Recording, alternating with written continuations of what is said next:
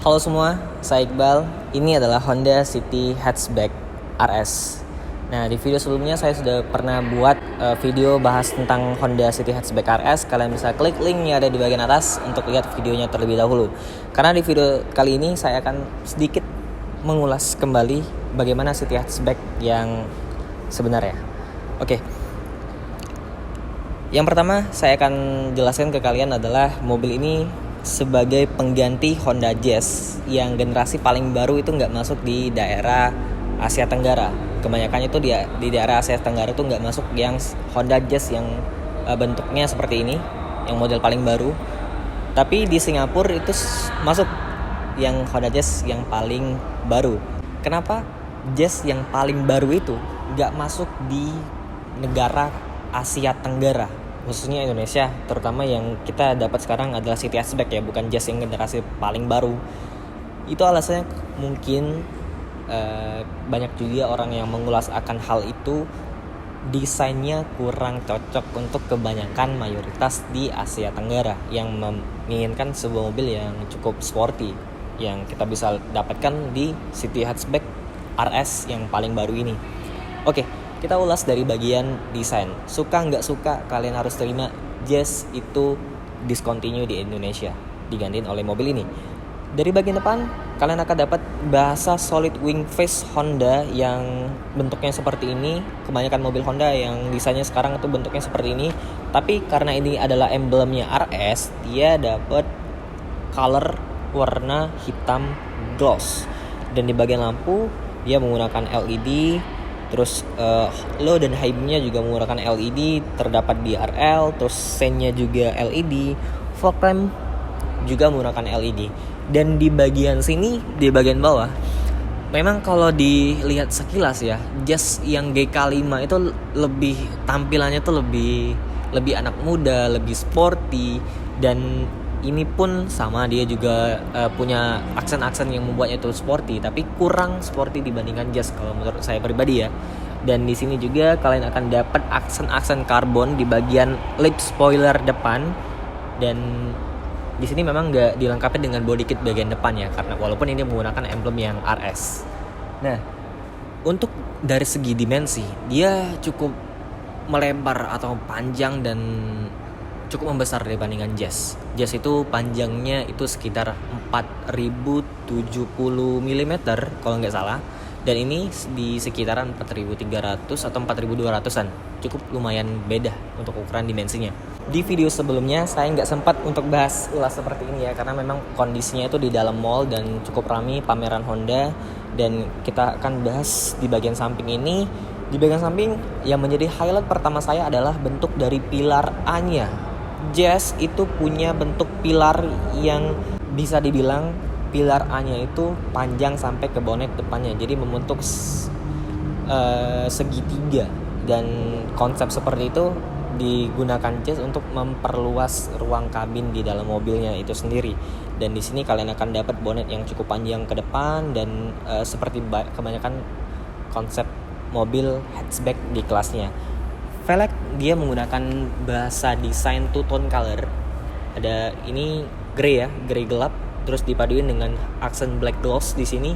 Bannya dia menggunakan Brixton Turanza dengan profil ban ini 185/55, ringnya itu 16 inci. Dan cukup proporsional juga di mobil ini. Lanjut lagi ke bagian samping, sama seperti di depan, dia nggak dilengkapi dengan body kit di bagian samping. Di sini spion khas Honda juga, ada lampu sen di sini, terus juga di bagian atapnya sama dia single tone, jadi belum yang pakai dual tone.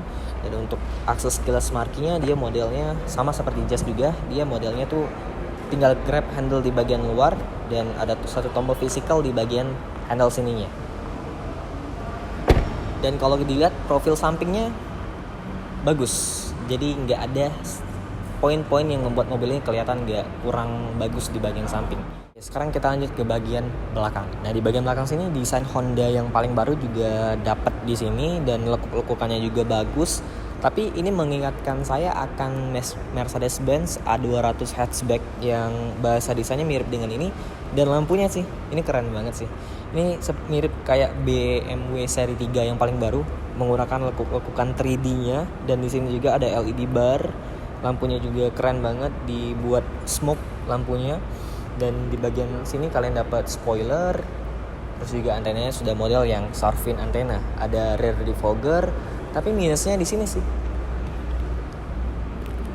Untuk bagian wipernya nggak tahu kenapa ini di downgrade daripada yang Honda Jazz, karena ini terekspos sekali di bagian sininya. Mestinya kedepannya dikasih cover di bagian sini. Dan di bagian bawah kalian akan dapat diffuser yang ada aksen karbon di sini, dan di situ ada knalpotnya, dan di sini emblemnya City, dan di situ ada emblem RS-nya. Dapat kamera mundur, dan kita lihat untuk kapasitas bagasinya. Nah, ini Honda tetap mempertahankan konfigurasi bagasi yang rata lantai. Ini adalah kapasitas bagasinya, dan konfigurasinya dia menggunakan bahasa marketing Honda lah ya, ultra seat. Jadi kursinya tuh fleksibel untuk bisa diubah-ubah bentuk bagasinya. Di sini kalian akan dapat tempat penyimpanan. Terus di bagian bawah lagi akan dapat ban serep yang modelnya tuh full size, sama dengan keempat rodanya. Nah, tapi kita akan coba lihat bagasinya apakah lebih kecil atau lebih besar daripada Honda Jazz. Ya, menurut saya nggak tahu tabel spesifikasi lengkapnya ya, berapa liter kapasitas bagasi mobil ini. Tapi yang bisa saya lihat di sini adalah Jazz itu punya bagasi yang lebih rendah bibirnya, dan juga lebih tinggi di bagian atapnya. Jadi overall sedikit lebih besar yang Jazz daripada yang City Hatchback. Dan saya akan lihatin ke kalian bagaimana konfigurasi ultra seat yang dipunyai oleh mobil ini. Jadi gimana sih konfigurasi ultra seat-nya Honda? Tadi kalian sudah lihat ini bisa rata lantai, yang sangat rata lantai. Ini kalian bisa adjust seperti ini.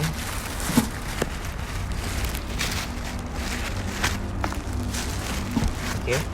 Dan ini kalian bisa angkat.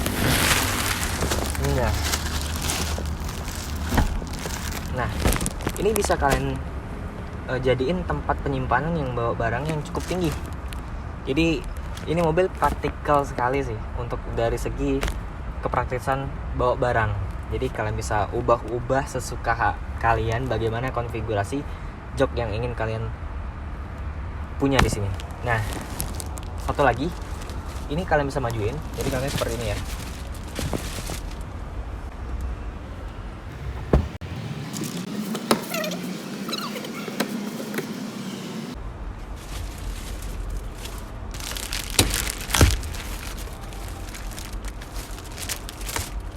Nah, ini dicopot. Sebenarnya ini agak sayang ya, karena mobilnya mobil baru. Jadi sebenarnya saya ingin tunjukin bahwa ini bisa dibuat seperti layaknya kasur ya, bisa dibilang. Kaki kalian bisa taruh di sini, dan ya konfigurasinya bisa seperti ini. Nyaman sekali. Dan yang ini juga bisa sama, konfigurasinya bisa dibentuk seperti itu juga. Jadi ini adalah konfigurasi yang sangat praktis sekali di mobil. Dan konfigurasi seperti ini kalian nggak dapat di mobil apapun, merek apapun ya, kecuali Honda seperti Honda Jazz yang lama, terus juga City Hatchback yang baru, dan juga Honda HR-V itu punya konfigurasi jok yang seperti ini. Ini top untuk konfigurasinya. Oke, kita balikin ke normal. Oke, sekarang kita di baris keduanya. Tadi sudah saya praktekin bagaimana konfigurasi ultra seat-nya dari City Hatchback ini. Dan kita bisa lihat ini untuk ruang kakinya ini aman banget sih, luas sekali. Ini sih yang normalnya bentuknya seperti ini sangat maju ke depan. Tapi ya bisa lihat untuk ruang kaki aman, dan ruang kepala ini sedikit sekali untuk ruang kepalanya. Jadi agak sedikit berbeda dari Jazz yang punya ruang kepala yang lega. Jadi ini untuk tinggi saya yang 170 cm, hampir mentok ke bagian sisi atapnya. Joknya empuk, bahannya bagus, dipaduin dengan material fabric, alcantara, dan juga bahan kulit. Di sini headrest dia lengkap 3 titik, dengan seatbelt juga lengkap 3 titik. Atapnya berwarna hitam karena ini adalah varian RS juga. Dan di sini kalian akan dapat 1 buah laci penyimpanan, tapi nggak tahu untuk apa. Paling untuk bisa taruh handphone di sini. Dan selebihnya di sini akan dapat 2 buah port socket lighter 2 buah di sini 12 volt, tapi nggak ada USB dan nggak ada AC untuk penumpang di bagian belakang. Oke, standar sih mobilnya. Itu juga sudah kita bahas di video sebelumnya. Kita lanjut bahas di bagian interior depan.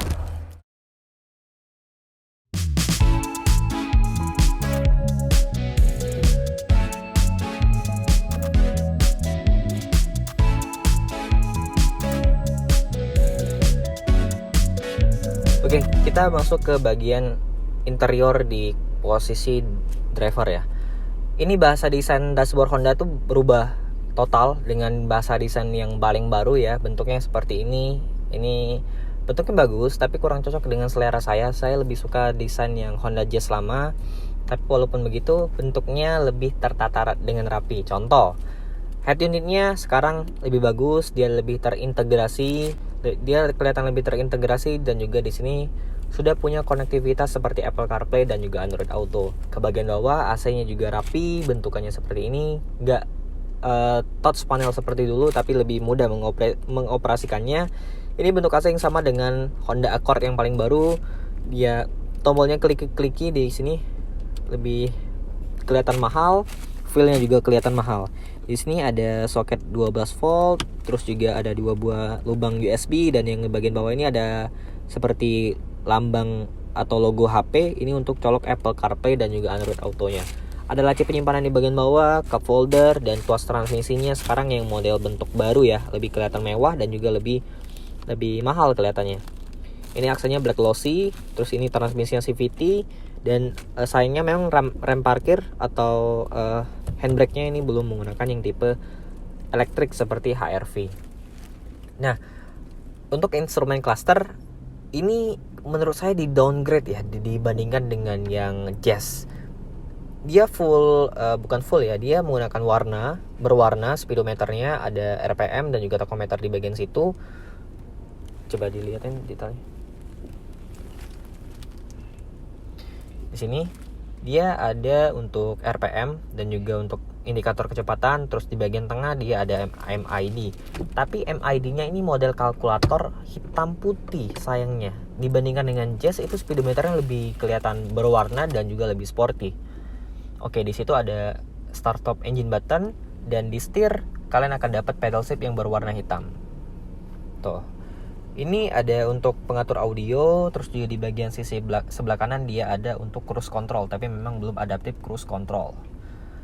Dan ini bentukan setirnya bagus ya, dilapis dengan kulit dengan stitching berwarna merah, dan untuk wiper belum auto, tapi untuk lampunya juga masih belum auto.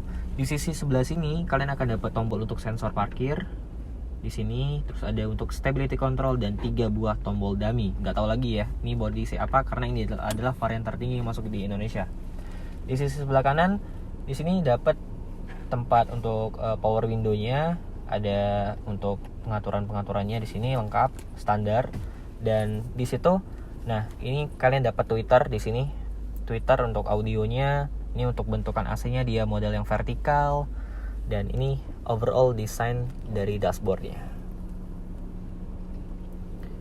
Dan di bagian atas lampunya ini halogen ya, belum LED, dan untuk spionnya masih biasa secara manual. Dan sayangnya kebanyakan mobil yang di rentan harga 200 jutaan sampai 300 jutaan sekarang sudah punya fitur radar seperti adaptive cruise control, lane keep assist, dan juga lane departure warning. Fitur-fitur radar seperti itu sudah menjadi standar. Kalian bisa klik link di bagian atas untuk lihat review mobil-mobil yang sudah menggunakan sensor radar tersebut. Oke, dari segi kepraktisan di sini ada cup holder, terus di sini dia ada laci penyimpanan yang cukup besar, dan bagusnya lagi untuk pemilihan bahan materialnya nggak seluruhnya di bagian dashboard ini hard plastik. Di sini dia dapat bahan kulit dengan stitching berwarna merah, ada aksen black glossy, dan overall sih desain dashboardnya 50-50 antara suka dengan enggak ya. Jadi kebanyakan orang yang lebih suka desain dashboard yang Honda model lama.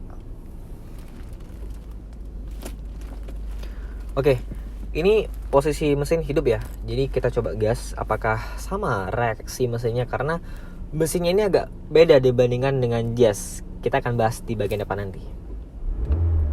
Oke. Ya, khas Honda responsif. Oke, kita matiin. Kita bahas mesin di bagian depan. Yuk. Nah, ini sekarang kita coba bahas mesin yang digunakan oleh mobil ini. Ini basically adalah mesin baru. Ya, disebut Honda sebagai mesin baru karena dia konfigurasinya berbeda dengan Jazz. Ini mesin 1500 cc 4 silinder NA dengan konfigurasi DHOAC. Jadi kalau Jazz dulu kan dia pakai SHOAC. For your information, buat kalian yang nggak tahu SHOAC itu apa, DHOAC itu apa, DHOAC itu adalah double overhead cap. Jadi di bagian untuk sistem pembakarannya itu ada double cap seperti ini, dan untuk yang SHOAC dia single, jadi cuma satu. Efek positifnya apa? Honda klaim ini konsumsi bahan bakarnya akan lebih hemat menggunakan DHOAC, dan juga tenaganya ya naik cuma 1 PS dibandingkan yang mesin yang berkonfigurasi SHOAC yang model dulu. Tapi yang kita bisa miss di sini adalah mesin ini sebenarnya basically sama dengan Jazz yang mesinnya itu reliable sekali, nggak banyak masalah, mudah untuk perawatannya, dan juga halus digunakan di dalam kota dengan konfigurasi transmisi CVT khas Honda yang sangat efisiensi bahan bakarnya bagus. Untuk yang transmisi manualnya juga tetap ada di City Hatchback ini dengan 6 speed manual ya. 6 speed ya. Ini akan jadi mobil yang sporty banget sih. 6 speed manual.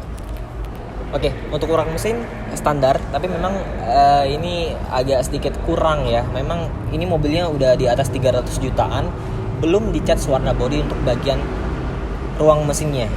Dan di sini juga untuk ruang mesinnya cukup besar. Ini sebenarnya bisa dikasih mesin yang lebih bertenaga lagi.